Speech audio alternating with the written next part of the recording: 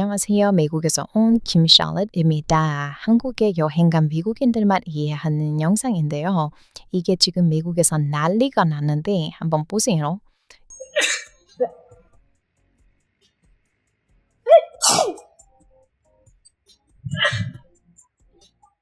Bless you and bless you and bless everyone, okay? 이거 이해하셨나요? 사실 미국이랑 한국에는 엄청나게 큰 문화 차이가 있어요. 사실 이건 미국만 그런 건 아니고 서양에서 대부분 있는 문화인데요. 미국에서는 재채기를 하면 그게 아는 사람이든 뭐 그냥 길거리 지나가는 모르는 사람이든 전부 bless you라고 말해주는 문화가 있어요. Oh, bless you. Oh, bless you. Bless you, Mommy. Oh, thank you, Holland. 아이고 bless you. Bless you. Bless you. Thank you. 네. 이건 이제 너무 흔한 문화라서 미국인들은 이제 생각하지도 않고 재채기 소리만 나면 bless you가 자동으로 입에서 나오는 수준이 됐어요. 미국 사람들은 한국 사람처럼 모르는 사람한테 말 거는 게 조금 흔한 나라라서 그런 식으로 아예 대화를 시작하는 경우도 많이 있어요. 그래서 소심한 사람들은 미국에서는 사람 많은 곳에서 재채기 엄청나게 열심히 참거든요. 아, 진짜 아무랑도 말하기 싫다. 이렇게 생각하는 사람들은 재채기 엄청 열심히 참아요. 그런데 그런 사람은 한국 여행 가면 딱이죠. 네네. 그리고 미국에서 이 영상도 엄청 화제가 됐는데요. 한국인의 특징에 대해서 아는 외국인들만 웃을 수 있던 한국에 대한 영상이었어요. 이 얘기는 뒤에 더 이어서 말씀드릴게요. 네, 다시 재채기 이야기로 돌아와서요. 여러분, 재채기에 대한 충격적인 이야기가 하나 있어요. 네, 이번엔 한국 이야기인데요. 개치내쇠라는 말 아세요? 이게 사실 한국어거든요. 그런데 모르시는 분들이 많을 거예요. 네, 한국어 클래스에서도 절대 가르치지 않는 용어인데요. 뭔가 최근에 생긴 말 같이 생긴 그런 단어인데 사실 이게 bless you의 한국어판이에요. 완전 순 한국어인데 이게 무슨 뜻이냐면 재채기를 했을 때 상대방이 감기에 걸리지 않게 빌어주는 그런 한국어라고 해요. 여러분 알고 계셨나요? 신기하죠? 개치 내쇠 그리고 웃겨서 저 한번 써봤는데 한국에서 아무도 못 알아들었고 오히려 미국인이 이런 거 알고 있냐면서 신기해 하더라고요. 여러분도 한번 관심 받고 싶으시면 누가 재치기 할 때 써보시길 바래요. 그런데 이 문화가 많이 달라요. 일단 bless you라는 말은 당신을 축복한다 이런 뜻이거든요. 그런데 여기에는 가슴 아픈 역사적인 일이 들어있어요. 네, 많은 사람들은 재채기할 때 축복을 빌어주는 이유가 재채기하면 영혼이 빠져나간다고 믿는 것 때문에 축복한다는 말을 해준다고 알고 있거든요. 그런데 사실 이거 틀렸어요. 이게 틀렸는데도 이런 이야기가 많이 퍼져 있어서 참 이상하죠. 사실은 이게 이유가 아니에요. 네, 사실은 500년대로 거슬러 올라가야 그 오리지널 알 수가 있는데요. 당시에는 전염병이 엄청나게 많이 돌았어요.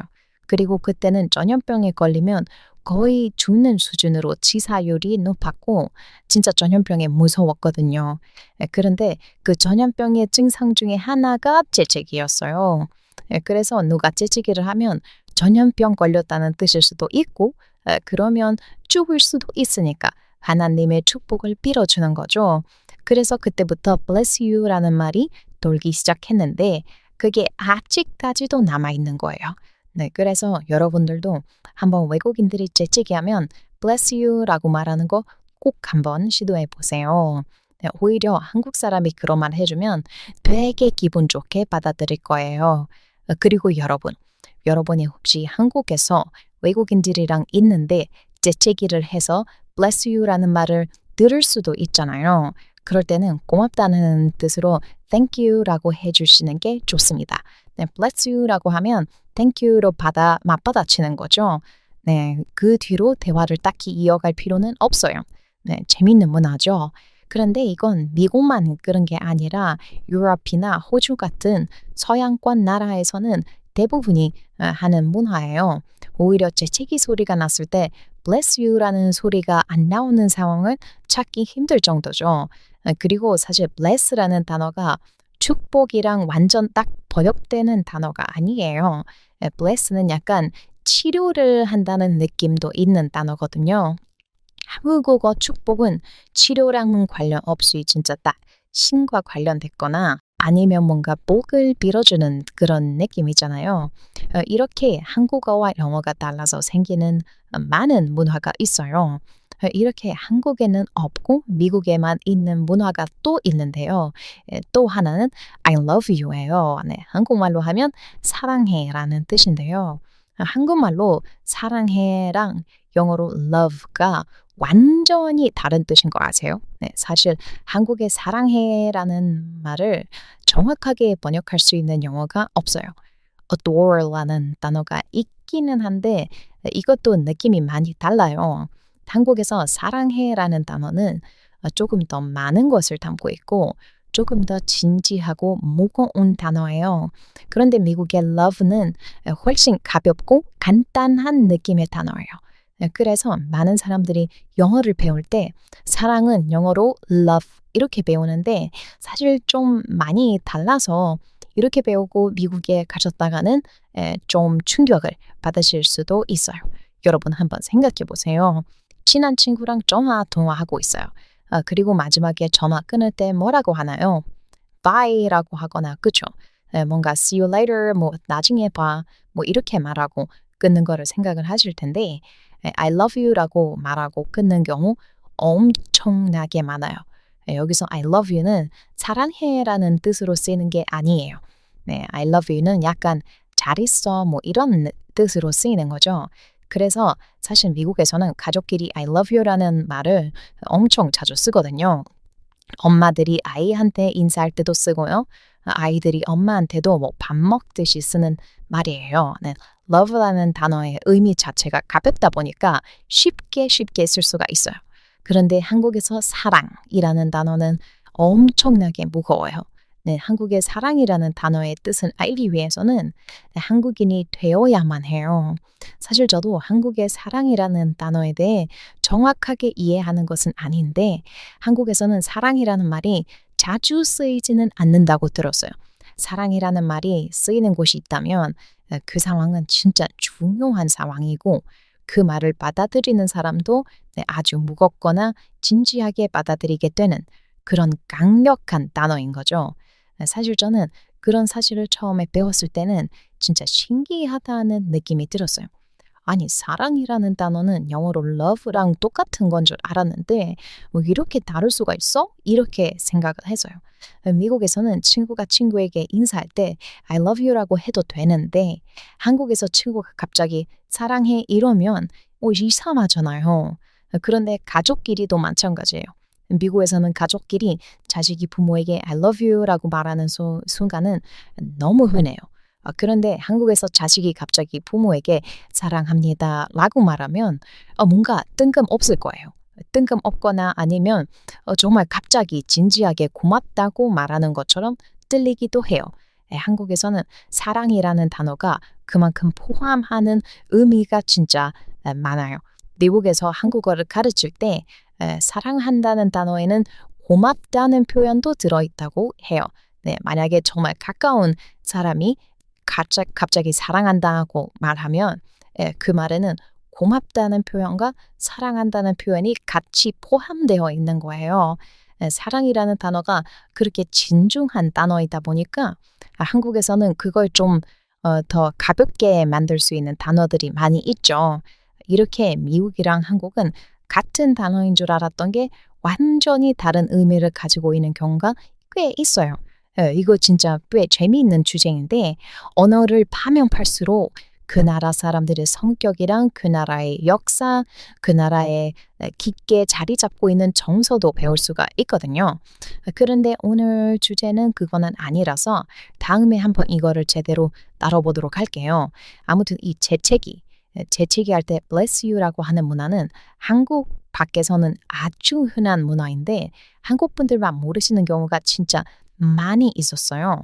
한국에서는 이런 문화가 옛날에는 있었다가 최근에 없어진 이유가 있다고 하더라고요. 이유 중에 제일 큰 이유는 이게 의미가 없다는 거예요. 모르는 사람이 재채기 했는데 내가 왜 축복을 해줘야 하는 거야? 그냥 조용히 내 갈 길 가면 시간도 절약하고 굳이 모르는 사람한테 대답도 들어야 할 필요도 없고 그냥 편한 건데 미국에서는 오히려 재채기 했을 때 bless you라고 안 해주면 서운한 기분도 들거든요. 그런 쓸데없는데 감정도 소모하기 싫다는 거죠. 한국은 진정한 효율과 스피드의 나라예요. 네, 만약에 한국에 재채기 bless you 문화가 자리 잡아 있었다고 생각해 보세요. 여러분 평생 인생에서 bless you 하는데 시간을 엄청나게 많이 썼을 거예요. 미국 사람들은 보통 하루에 3-4번은 bless you라는 말을 하거든요. 그걸 평생 몇십 년 했다고 생각해 보세요.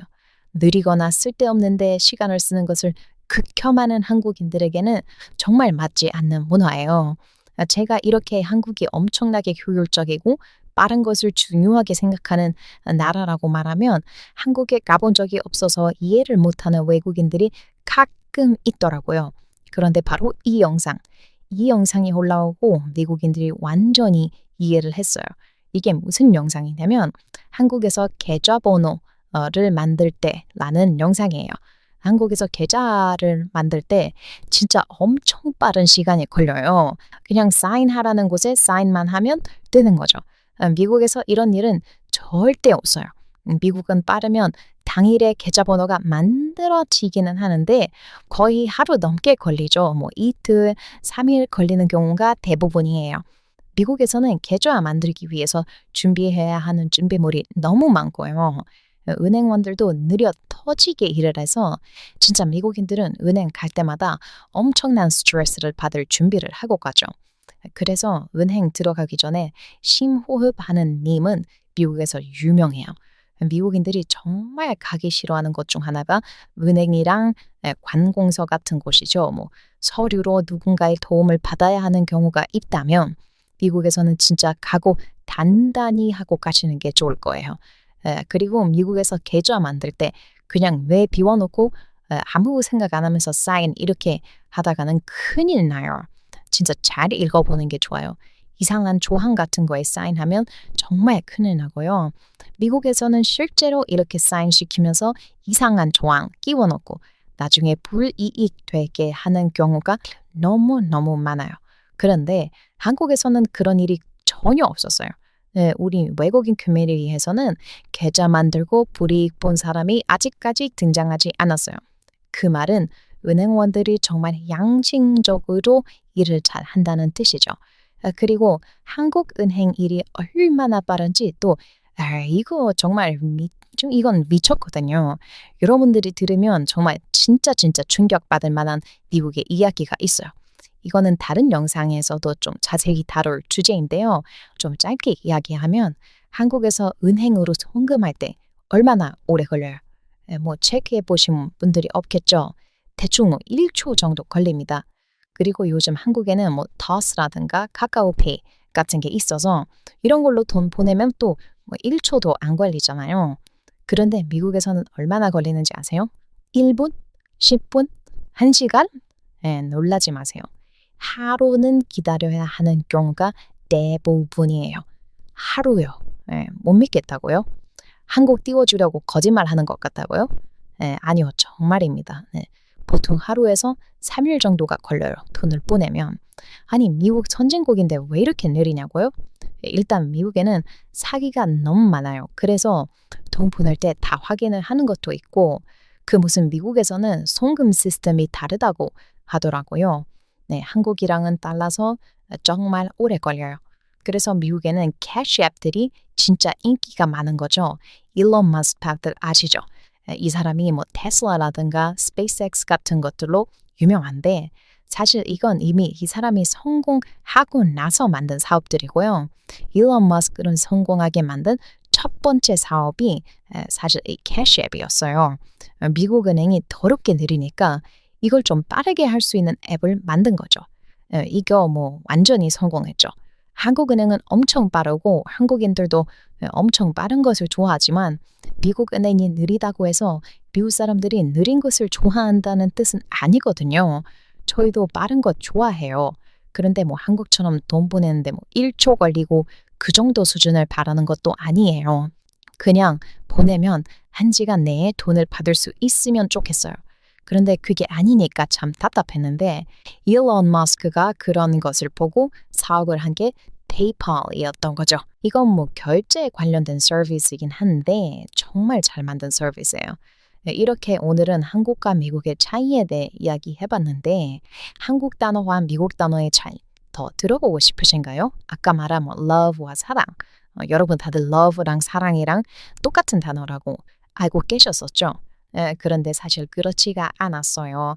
그리고 깊게 파고 들어가 보니 그 나라 국민들의 정서에 따라 단어의 정의가 바뀌었던 거죠. 이런 게 정말 많이 있는데 이런 이야기 더 들어보고 싶으시다면 알려주세요. 그리고 구독 눌러주시면 계속 이 이야기 저와 함께 하실 수 있으니까 꼭 눌러주세요. 바쁘시더라도 나가시기 전에 좋아요도 눌러주시면 정말 감사합니다. 우리 한국인 구독자분들. 그럼 오늘도 긴 영상 함께 해주셔서 감사합니다. Thanks for watching. 미국에서 온 Tim Shallot